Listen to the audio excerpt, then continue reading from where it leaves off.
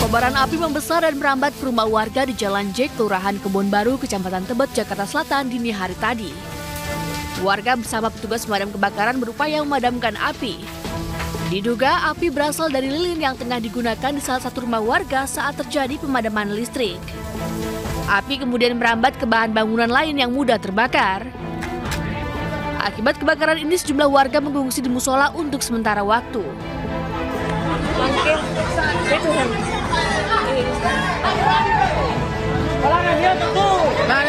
Tiga pencuri terpergok warga saat hendak mencuri motor di Kecamatan Talung Pilu, Kabupaten Toraja Utara, Sulawesi Selatan. Akibatnya para pelaku jadi bulan-bulanan warga yang geram. Polisi yang menerima laporan kejadian berusaha meredam aksi main hakim warga. Sejumlah tembakan peringatan pun terpaksa dilepaskan. Hingga kini ketiga pelaku masih diperiksa intensif di Mapolres Toraja Utara. Kecelakaan maut terjadi antara truk tangki air dengan kereta api Ambarwa Express 265 Surabaya Semarang di perlintasan kereta tanpa penjaga di Desa Karanglangit, Kecamatan Lamongan, Jawa Timur.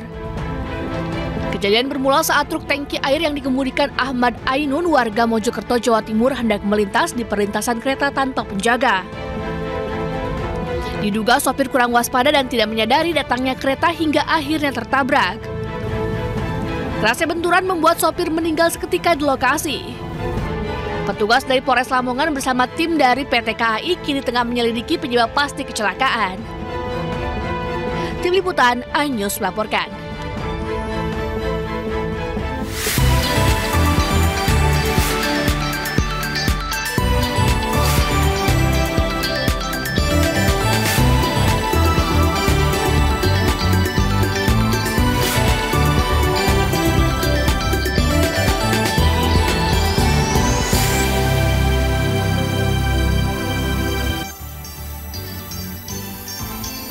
Halo, selamat pagi. Welcome back to iNews Today. Selamat pagi Zila. Selamat pagi Togi. Ada kabar baik nih pemirsa nih. Happy birthday Zila.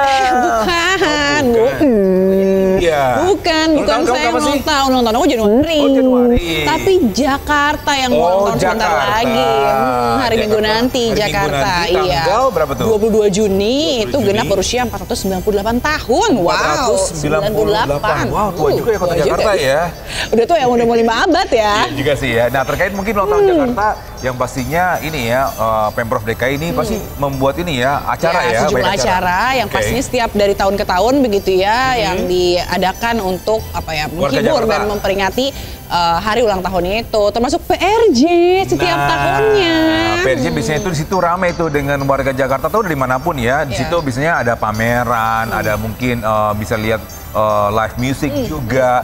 Nah, tapi terkait mungkin PRJ banyak mungkin barang-barang yang dijual murah, bener nggak sih Zila? Bener, katanya sih ada diskon ya. How we love discount ya.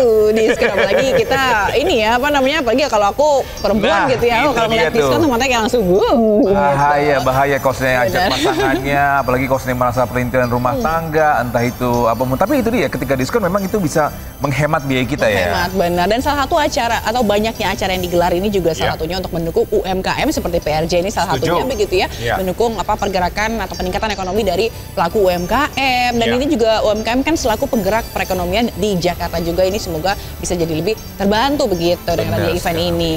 Semoga bisa mungkin bisa satu ini ya ide untuk weekend ini. Untuk weekend ini kalau misalnya nggak ada waktu kemana-mana mungkin bisa ikut merayakan ulang tahun Jakarta. Oke, kita sapa dulu Togi pemirsa yang ada di rumah dan dimanapun Anda berada. Selamat pagi pemirsa, selamat datang di iNews Today. Apa kabarnya Anda hari ini? Senang sekali kami kembali hadir selama 1,5 jam ke depan untuk memberikan berbagai informasi penting, menarik dan inspiratif untuk Anda. Ya, dalam edisi hari ini kami akan menginformasikan juga salah satunya yaitu mengenai kondisi terkini erupsi Gunung Leotobi laki-laki di NTT. Bersama saya Togi Sinaga. Dan saya Fazilah Kairunisa, inilah iNews Today selengkapnya.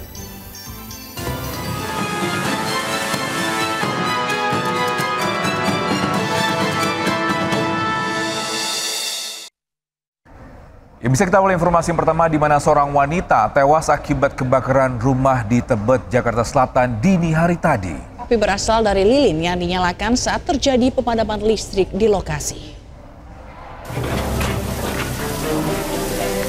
Hati-hati ya yang tingkat papan ya.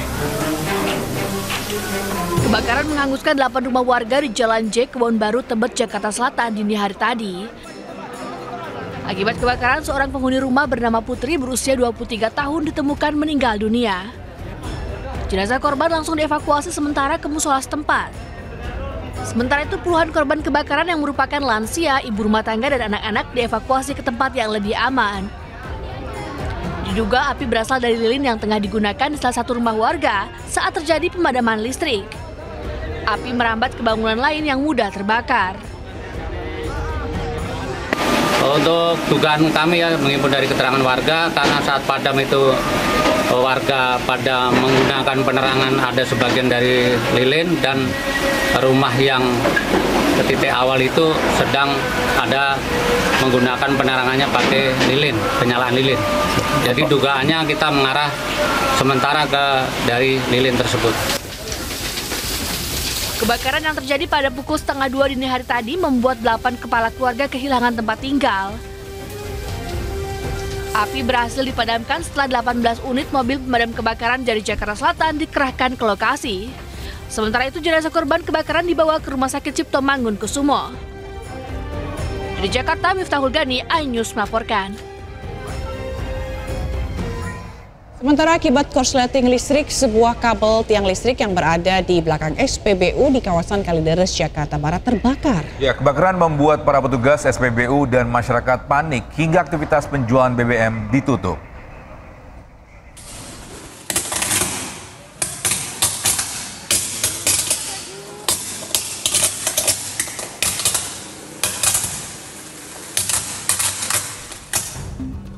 Kabel yang berada di tiang listrik mengalami korsleting hingga menimbulkan percikan api yang berada di Jalan Peta Selatan, Kalideres, Jakarta Barat.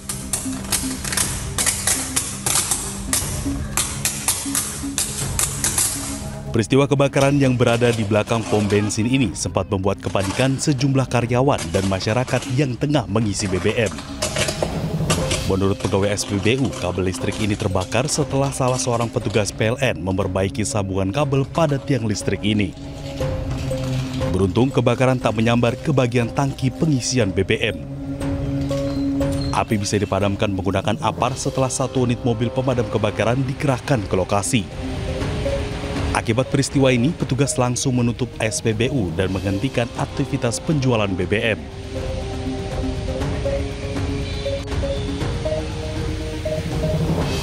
Dari Jakarta, Miftahul Gani, iNews melaporkan. Ya, untung saja ya percikan api yang tadi sangat mengerikan itu tidak menimbulkan mungkin, karena kan itu dekat pom bensin ya, takutnya meledak ya takutnya ya. Karena ada percikan apinya, takutnya kena bahan bakar minyaknya, jadi memicu ledakan dan hingga kebakaran besar begitu ya. Tapi memang Togi beberapa kasus begitu ya dari kebakaran khususnya juga di permukiman padat penduduk seringkali terjadi korsleting listrik ini karena mungkin beberapa kali itu kita lihat kabelnya itu semrawut begitu. Jadi ini mungkin jadi perhatian dari petugas perusahaan yang ngurus ini begitu ya, bagaimana caranya agar kabel-kabel ini bisa lebih teratur dan sehingga meminimalisir terjadinya korsleting listrik yang memicu kebakaran. Benar, ada mungkin kalau seandainya di daerah mungkin yang sudah ini ya, let's say daerah BST, itu sekarang itu kabel listriknya sudah di bawah tanah. Nah, mungkin ini pelan-pelan Pemprov DKI ini mungkin bisa melihat lokasi-lokasi di mana mungkin listriknya yang sudah tebal, sudah mungkin semraut, sudah mulai jatuh, itu dibenahi, dibenerin ya, jangan sampai nanti ada korban jiwa baru ada tindakan ini ya untuk dibenahi ya. Nah, jadi kita harapkan untuk agar lebih tertib begitu ya masalah perkabelan ini. Baik, kita ke informasi selanjutnya. Pemirsa, aksi kabur secepat kilat hingga meronta-ronta dilakukan seorang pengamen badut agar bebas dari razia PMKS di kawasan Senen, Jakarta. Ya, razia digelar menyusul banyaknya laporan masyarakat yang resah.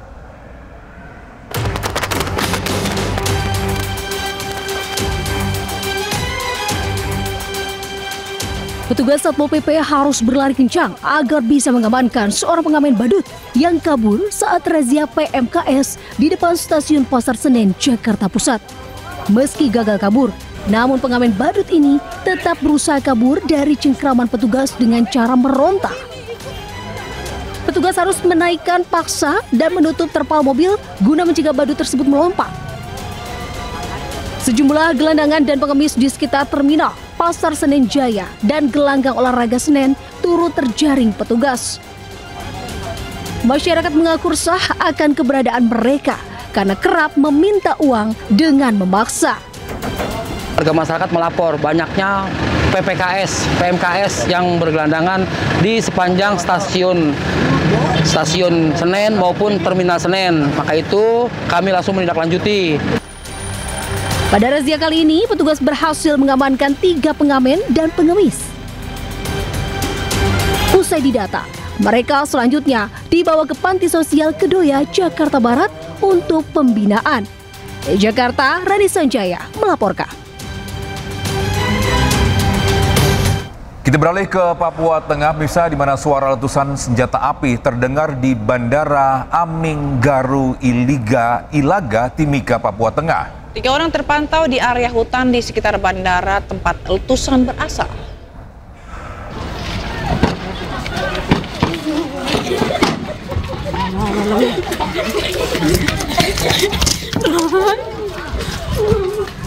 Bunyi tembakan pertama terdengar pada pukul 7.35 waktu Indonesia Timur dari kawasan hutan Bandara Aminggaru Ilaga, Timika, Papua Tengah.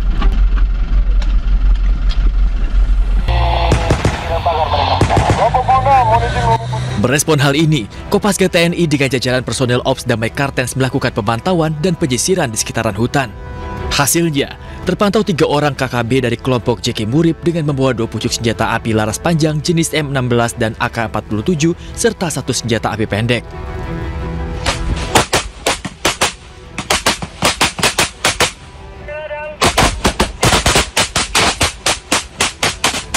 Aksi kontak tembak pun terjadi antara keduanya.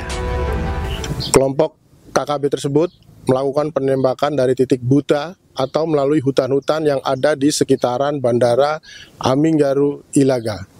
Dari hasil pemantauan via drone terdeteksi keberadaan 3 orang kelompok kriminal bersenjata yang membawa senjata laras panjang jenis M16, AK-47 dan 1 senjata api pendek.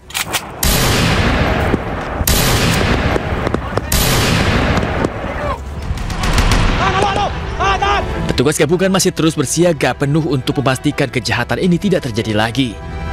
Masyarakat juga diimbau untuk tetap tenang dan tidak mudah terprovokasi oleh informasi yang belum terverifikasi.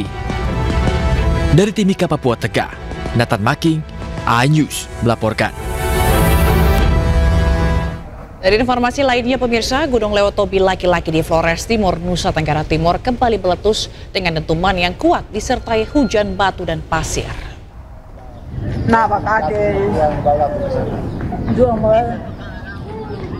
Ya, sekitar 4.000 warga dari 8 desa yang terdampak mengungsi ke tempat yang aman. Warga di sekitar Gunung Lewotobi laki-laki diminta beraktivitas dalam radius 6 km dari pusat erupsi gunung. Warga diminta waspada karena dapat terjadi potensi banjir lahar pada sungai-sungai yang berhulu di puncak gunung jika terjadi hujan dengan intensitas tinggi. Kok menggila sekali.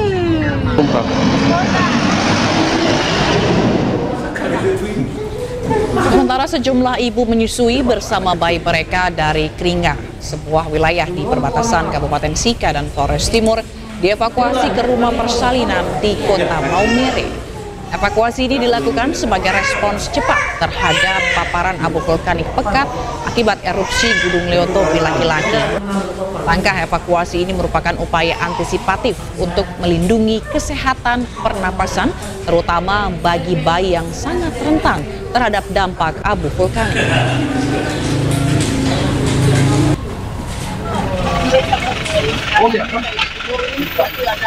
Ya, sementara itu BPBD Sika dan PMI Maumere membagi masker kepada warga Sika yang terdampak erupsi Gunung Lewotobi laki-laki.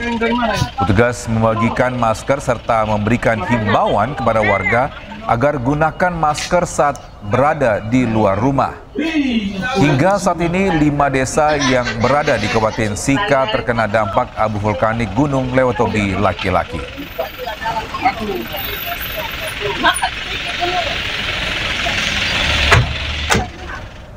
Pemirsa, Bandara Franseda di Kabupaten Sika, Nusa Tenggara Timur ditutup imbas erupsi Gunung Lewotobi laki-laki di Kabupaten Flores Timur. Sejumlah penerbangan dari dan menuju Kabupaten Sika terpaksa dibatalkan. Abu vulkanik akibat erupsi Gunung Lewotobi laki-laki di Kabupaten Flores Timur, Nusa Tenggara Timur menyebar hingga Kabupaten Sika.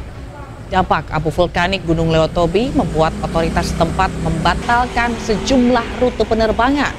Sementara para penumpang terpaksa melakukan reschedule atau merefund tiket yang telah dibeli. Penumpang mengaku akan menempuh jalur laut untuk ke tempat tujuan. Tidak hanya Bandara Franseda, sejumlah bandara di Pulau Flores juga ditutup. Citra satelit menunjukkan seluruh wilayah Pulau Flores telah terpapar abu vulkanik.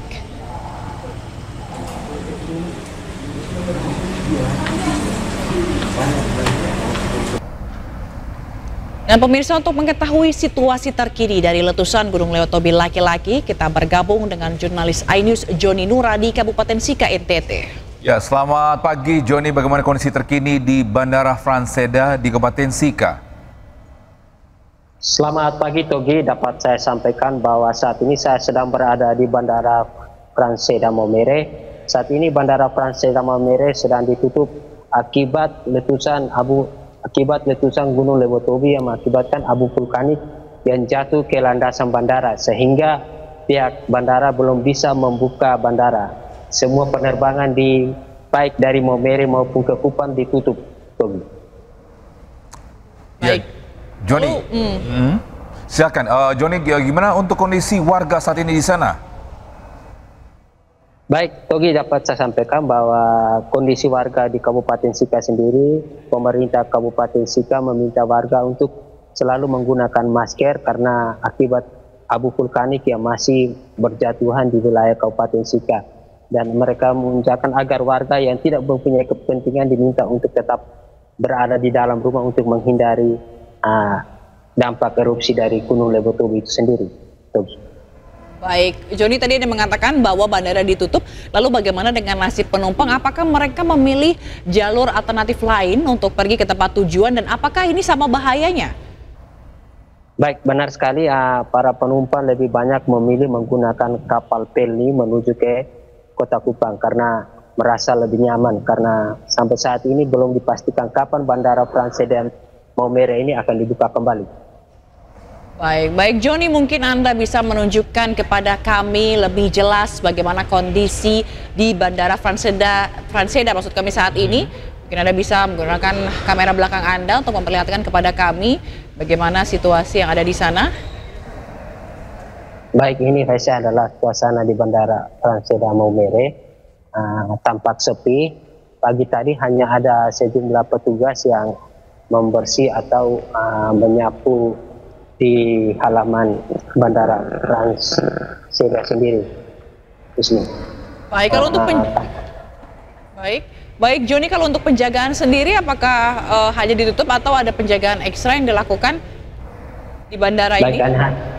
Tidak ada penjagaan yang ekstra, namun hanya tutup sementara sambil menunggu apabila tidak terjadi lagi erupsi atau abu yang berada di landasan, maka Bandara Franseda akan kembali dibuka secara normal. Saat ini petugas juga sedang membersihkan di landasan, menyiram landasan menggunakan mobil tangki sehingga abu-abu yang berada di dalam landasan bisa terangkat. Baik. Lalu bagaimana dengan sistem refund dari tiket pesawat yang telah dibeli oleh para penumpang ini? Apakah refund ini akan segera dilakukan hari ini juga atau bagaimana mekanismenya? Baik, saya sampaikan bahwa refund itu sudah dilaksanakan sejak kemarin dan hari ini dibuka untuk para penumpang yang ingin menukarkan tiketnya. Silakan datang ke pihak maskapai dan mengganti penerbangan, baik bisa melalui Bandara Larantuka atau menggunakan kapal. Ya, Joni, mungkin terkait dengan kapan rencananya Bandara Franseda ini akan dibuka kembali? Kapan ada informasinya? Baik, dapat kami sampaikan bahwa hingga saat ini belum ada informasi yang pasti kapan bandara ini akan kembali dibuka. Rencananya hari ini siangnya rencana mau dibuka, namun sampai saat ini belum dapat informasi yang lebih lengkap karena masih terdapat abu vulkanik yang berada di landasan Pate Bandara Franseda, sehingga petugas masih berupaya untuk membersihkan landasan Pate. Baik, nanti kita akan tunggu bagaimana perkembangan dari informasi ini selanjutnya. Terima kasih Joni Nura melaporkan langsung dari Bandara Franseda NTT. Selamat bertugas kembali. Vice Komisioner Perlindungan Anak Daerah Kota Bekasi mendatangi sekolah Al-Karim Islamic School yang diduga memberikan kurikulum tidak sesuai. Jangan kemana-mana, Ainus Sudaya akan segera kembali dengan informasi selengkapnya.